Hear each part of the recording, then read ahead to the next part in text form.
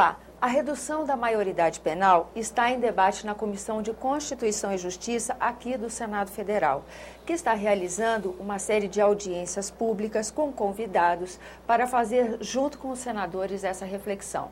A primeira audiência pública já foi realizada no dia 3 de junho e contou com a presença do presidente nacional da OAB, Marcos Furtado, e também da subprocuradora-geral da República, a doutora Raquel Dodge. Nós vamos conversar agora com o senador Aloysio Nunes Ferreira, ele que é integrante da Comissão de Constituição e Justiça e também autor de projeto que modifica o tratamento do menor infrator em casos especiais, né, senador?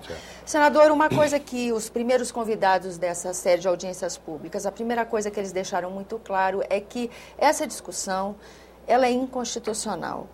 O senhor concorda com isso? Há realmente esse engessamento dessa possibilidade de se rever a maioridade penal no país? Não, eu discordo frontalmente da opinião que foi externada ontem. Porque a Constituição diz o seguinte, que não podem ser objeto de deliberação pelo Congresso propostas de emenda à Constituição cujo resultado seria abolir direitos e garantias individuais. É o que diz a Constituição.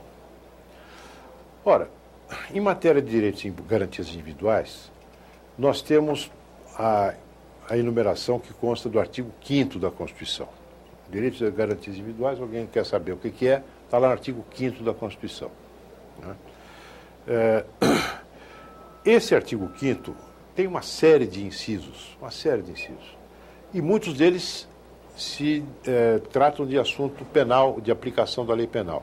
Eu entendo que todas as limitações à lei penal e a aplicação da lei penal, garantias individuais, estão ali naquele artigo 5º, que trata de temas como proibição de pena de morte, de prisão perpétua, de tratamento degradante do preso, do condenado, que diz que as mulheres sentenciadas devem ter um local e condições de amamentar os seus filhos. Né? Enfim, há uma série de disposições que estão lá, que são essas garantias de direitos individuais. Inclusive em relação à execução penal, né? Execução penal também.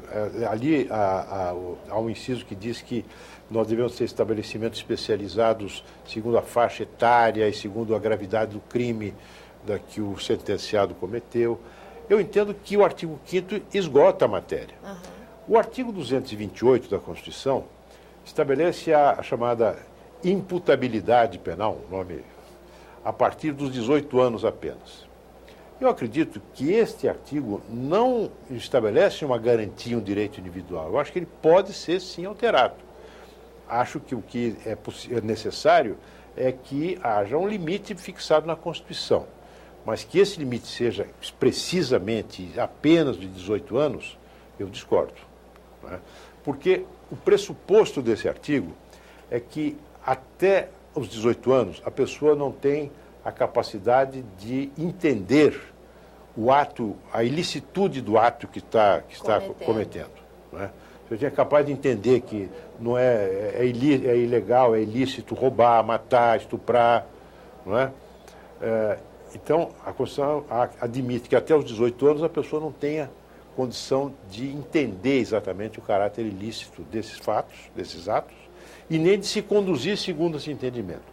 Então, imputabilidade é a capacidade de compreender o caráter ilícito do fato e de se conduzir segundo esse entendimento. A Constituição parte do pressuposto de que até os 18 anos ninguém tem essa condição.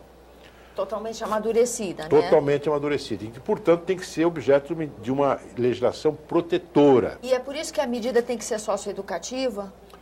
Aí você tem o Estatuto da Criança e do Adolescente, que trata de muitos assuntos, adoção, viagem, esporte, lazer, mas trata também dos chamados atos infracionais, que são nada mais do que crimes cometidos por pessoas abaixo de 18 anos. Né? E ali está dito o seguinte, que esses atos infracionais podem ser objeto de uma série de punições que vão desde a advertência até a pena restritiva de liberdade, que é a internação. Só que eu entendo que, em determinados casos, essa pena restritiva de liberdade, de internação, ela não é suficientemente intimidadora para, digamos assim, inibir a prática de determinados crimes, que são crimes muito violentos. Crimes cometidos com métodos, com meios cruéis, com resultado muito grave para as vítimas, né? Crimes cometidos por pessoas que repetem, reincidem na sua prática. Então, eu acredito que entre 16 e 18 anos, e esse é o sentido da minha proposta, se o juiz da infância e da adolescência, que está apurando o ato infracional, provocado pelo Ministério Público, pelo promotor público que atua naquele juízo, entender, depois de todo um procedimento em que ele vai fazer uma avaliação da capacidade psicológica do adolescente, entre 16 e 18 anos, o juiz entender que ele tem condição, efetivamente, de compreender o que ele está fazendo. Então ele pode responder de outra forma. Responder de outra forma. Não como a prevista no ECA. Exatamente. Pode receber a pena do Código Penal, previsto no Código Penal. Mas aí são crimes como homicídio qualificado, homicídio praticado em grupos de extermínio, estupro de vulnerável. Pois né? O sequestro debate... tendo como resultado a morte da vítima. São crimes pesados. São crimes pesados. Não é simplesmente a redução da maioridade Não, linear, não. São casos casos excepcionais, em que excepcionalmente o juiz poderá desconsiderar a minoridade, né, ou imputabilidade daquela pessoa. Sendo condenado, então, ele vai cumprir pena aonde? Não vai ficar com os adolescentes das unidades de internação que hoje existem. E nem vai para a cadeia normal. Você terá um presídio especial para abrigar essas pessoas e ali elas vão cumprir pena. Senador, dessa maneira, então, como é feita a sua proposta, a proposta da sua autoria, também não casa muito com a fala do doutor Marcos, que diz que a redução da maioridade penal ela gera um efeito colateral de outras leis que protegem o menor passarem a não valer mais para determinada essa faixa etária. É um dos argumentos mais absurdos Mas ontem ele mencionou isso, não sei se o senhor lembra. Porque, veja bem, a legislação brasileira hoje já confere ao adolescente, a partir de 16 anos, a possibilidade e a faculdade de praticar atos muito relevantes na vida civil e mesmo na vida pública. Ele pode votar já a partir de 16 anos, pode se inscrever como eleitor, independentemente da autorização dos pais.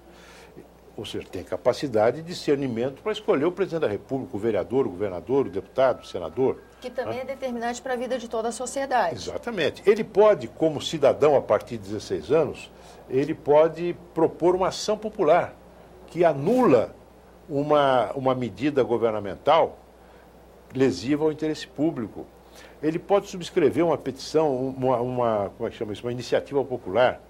A partir de 16 anos, o cidadão não é mais absolutamente incapaz, segundo a lei civil. Ele é relativamente incapaz. Ele pode, por exemplo, se casar com autorização dos pais.